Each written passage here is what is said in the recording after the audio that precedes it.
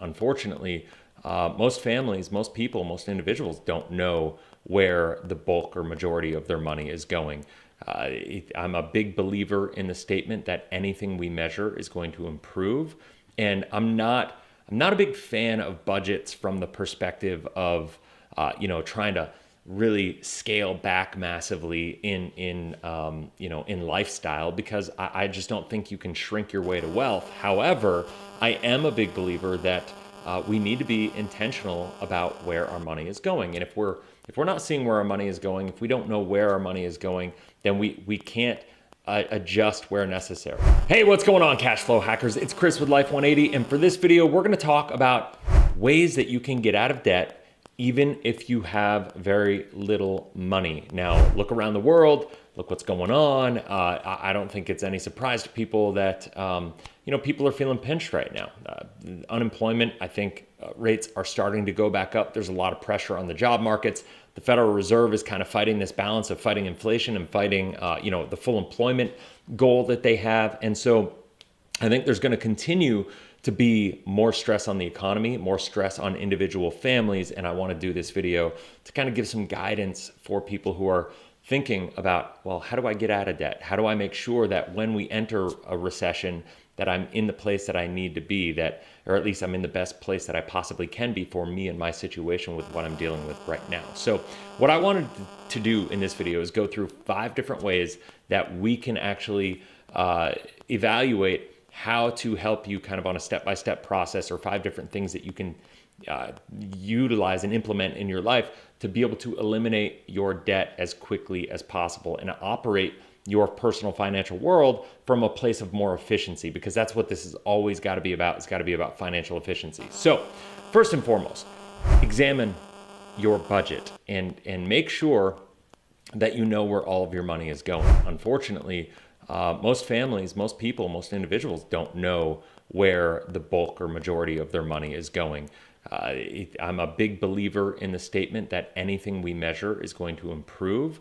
And I'm not a big fan of budgets from the perspective of, trying to really scale back massively in lifestyle, because I just don't think you can shrink your way to wealth. However, I am a big believer that we need to be intentional about where our money is going. And if we're not seeing where our money is going, if we don't know where our money is going, then we can't adjust where necessary. Now, at the same time, while I always say we can't shrink our way to wealth, there are different phases that people are in, right? Like, so you may be in a phase where you need to really tighten things up. You need to take a look at where your budget is, or you need to take a look at where your money's going.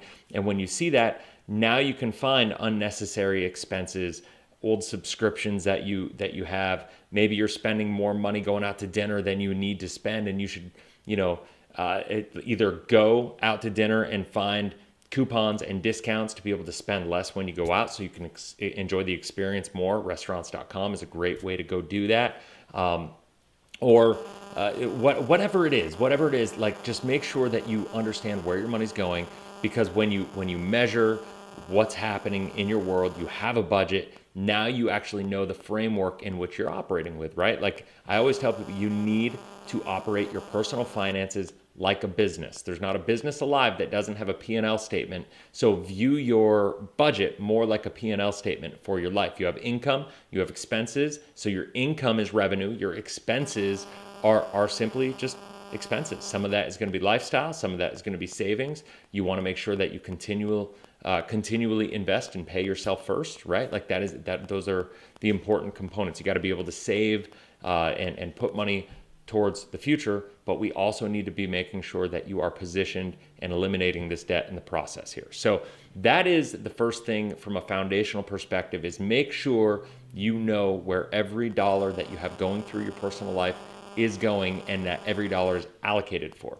That's the first thing. Now, the second thing, this is a super easy one, and I think it's something that people don't realize right now. My wife, just the other day, we went into the backyard, and we have a couple lounge chairs, like pool lounge chairs, the ones that are long that you typically see at a resort. These things were just kind of sitting there and taking up space. The bottom of the feet were rusted, and it was like, okay, I literally I literally was going to go throw these things out. Like it was, I did not want them. They were leaving a little rust spot on my back patio near the pool. I wanted nothing to do with these things. I wanted them out of my house, out of my life. They were an eyesore to me. I was like, why do we even have these things anymore? Like, go buy a new set of chairs and get these things out of here. And so she's like, I'm not throwing these things out. I'm going to sell them. And I'm like, you are insane if you think you are going to sell these chairs. I couldn't imagine that she was actually going to be able to sell these things. So anyway, she went to offerup.com, or I guess in the app, and she listed them. And I kid you not, within 4 hours, there was a group of people over here buying these 2 chairs for $200. Now, they were a little rusted. There was a little tear in the fabric. I was sitting here going, oh my gosh, no, there's zero chance that we're selling these chairs. I feel bad for these people. I'm not going to let you rip these guys off. It's insane. And she's like, no, listen, look at the description.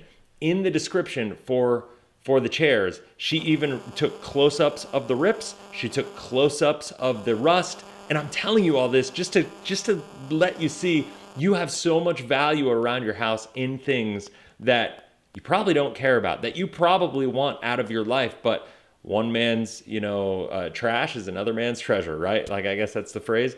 And so in this scenario, there was a group of college kids that just wanted these chairs. They knew what the shreds were. They didn't care that they were going to be trash in the next 6 months because they only wanted them for a summer party house, right? Like that was what it was.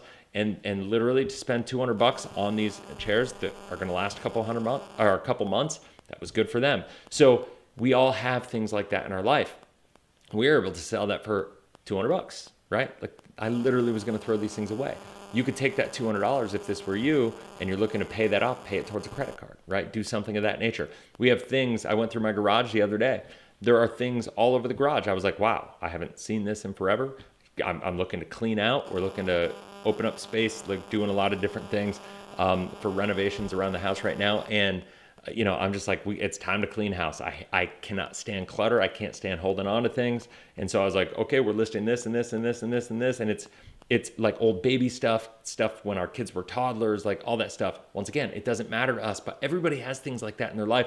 Go sell those things, put it on OfferUp, go to Facebook Marketplace, do stuff of that nature, list it for sale, get that income, accelerate the payment down on your credit cards. Take all that money. Don't go out and buy other things with it. Don't go out to dinner with it. Take that money, pay it off, pay your credit cards off with that money as quickly as possible. So that's number 2. Number 3 is utilize your tax returns to pay off your debt. Unfortunately, I see that this is probably one of the most inefficient areas of personal finance that I see that most people make is they get this big tax return.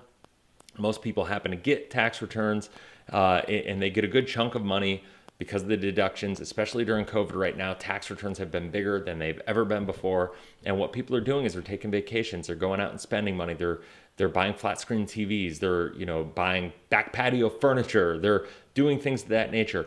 Utilize your tax returns to eliminate your toxic debt. The cost that you have on consumer debt is out of control. Leverage this extra money that you have coming into your life to help reduce that. It's going to free up cash flow. It's going to put you in a much better position. It's going to improve your credit, and it's going to put you in a position so you can create more leverage and actually be able to go out and invest and take advantage of opportunity when that opportunity comes during the recession. Because the people that are able to maintain their credit will be in a much better position when the recession happens. So that's the third thing. Now, the fourth thing is there's a lot of home equity right now. There's a ton of home equity.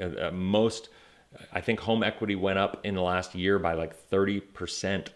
People's home equity increased by 30%. We got trillions of dollars of home equity in this country right now. And so the fourth thing is do a cash out refi on your home and pay off your toxic debt. Like there's no better debt that you're ever going to have in your life than your mortgage. Now, with that said, what I do want to say is one of the challenges that I see happen pretty often with people is they do a cash out refi, they pay off their debt. Now they owe a little more on their house. Their mortgage payment's going to go up a little bit, whatever that looks like. But the scary part is even after they do that, now they've got all this open lines of credit open on their credit cards or what have you, on their Home Depot card or whatever, and then they go back and they repeat the process, and so it doesn't really solve the problem. So remember, what got you here isn't going to get you where you want to go. So the first step that we're talking about is getting rid of this debt and how to help you get out of debt, even if you have low income here. But the bottom line is, once you pay off this debt, you need to make sure that you change, right? You need to make sure that your habits and your behaviors and your understanding about your relationship with money needs to change. That way you don't end up in this same situation, 12 to 24 months from now.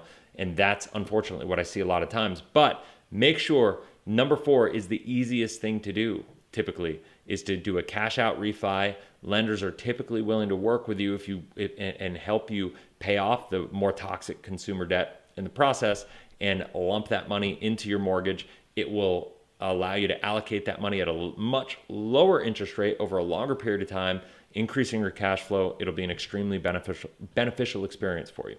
The 5th thing is, if you got to do this, regardless, negotiate the best settlement terms as possible. When you're looking to settle your debt, if you're having a hard time meeting your obligations, there are ways that you can settle debt, and you want to make sure that you do it the right way. I actually have an ebook on how to increase your credit to be able to increase your leverage. And it's the Life 180 credit cheat sheet is what I call it. You can actually, I'm going to put a link in the description below. You can go get a free copy of it. I used to sell this thing, but you can go get a free copy of it. It'll help you a ton. Go and negotiate the terms for this. If you don't do it the right way, it can have consequences, just so you know. So there are certain steps that you need to go through this, but you got to step up and be bold and be willing to have these tough conversations with your creditors, because listen, they just want some money. They want to be able to make sure that they know they're getting paid. And they also know that you're paying a lot of people's debt right now is just a very high percentage of it is interest expense to these companies, interest and fees, and maybe depending on what you have going on, but they're willing to work with you on that because they know the fact that even if they have to settle with you at a smaller amount than you owe, they're still making money, they're still making out on it. And so as long as it can make sense to them, and you can create a win-win, there are ways that you can settle for smaller amounts of money than what you currently owe. So when you look at 1 through 4, I guess I should have started with number 5 here and said, this is the first thing you should do is go settle, right? Try to negotiate some sort of settlement terms to lower your expenses. That way, when you do 1 through 4, you're able to do so in a more efficient way. It's not going to take as much money to get you where you want to go. So now when you sell your stuff in your garage, you use your tax returns, you have your budget, you increase your cash flow, you pay this, you accelerate the payments on all this debt faster, you can do so in a more efficient manner because you're going to actually owe less than you do right now. So anyway, I hope that makes sense. Those are the 5 things I would suggest that every single person do. I'm talking about with people with low income because of the fact that, listen, I understand people are dealing with a tight spot right now in the world, and there's a lot of people that are feeling like it's impossible to get ahead. These are things that every single person can do.